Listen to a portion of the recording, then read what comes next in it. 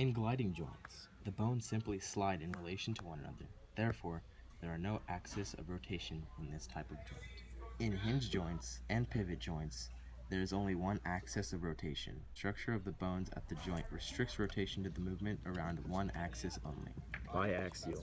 At condylar joints, the saddle joints, there are two axes of rotation and therefore the bones can move in two different ways. Triaxial. Ball and socket joints such as the shoulder and hip allow rotation around three axes. Therefore, these bones permit the greatest movement as they allow the limbs to attach them to move through a large volume of space. The anter-posterior axis, going from front to back. The transverse axis, going from left to right. The vertical axis, going from top to bottom.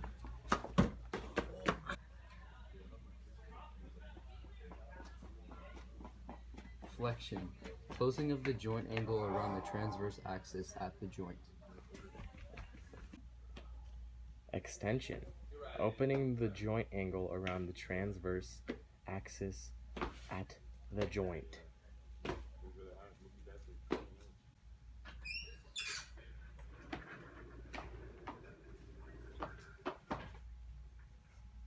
Abduction.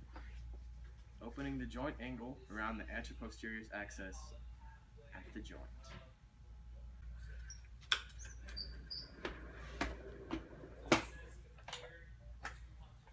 Adduction. Closing the joint angle around the anteroposterior axis at the joint. Hey Braden, catch. Medial inward rotation. An anterior surface of the moving bones moves towards the medial aspect of the body. Lateral rotation. The anterior surface of the moving bone moves towards the lateral aspect of the body. Dorsiflexion. Flexion of the ankle joint. These movements move the foot up and down in the sagittal plane. Plantar flexion. Extension of the ankle joint. Pronation. Medial rotation of the radio-ulnar joint, not the wrist joint. Supination. Lateral rotation of the radio-ulnar joint. Version. Medial rotation of the ankle joint. Inversion. Lateral rotation of the ankle joint. Horizontal abduction, also called horizontal extension. Opening of the joint angle around the transverse plane when the body segment has already been flexed 90%. Horizontal adduction, also called horizontal flexion. Closing of the joint angle around the transverse plane when the body segment has already been flexed 90 degrees. The range of motion depends on the shape of the surfaces of the articulating bones in the joints, the position and length of the restraining ligaments, the effects of the muscles and tendons at the joint, the amount of tissue, skin, fat, muscle that's at the joint. A concentric contraction causes muscles to shorten, thereby generating force. Eccentric contractions cause muscles to elongate in response to a greater opposing force. Isometric contractions are when the joint angle and muscle length do not change during contractions. An eccentric contraction is the motion of an active muscle while it is lengthened under load.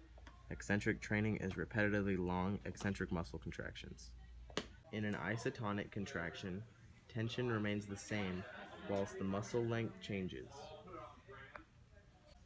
Isokinetic contractions are similar to isotonic in that the muscle changes length during the contraction.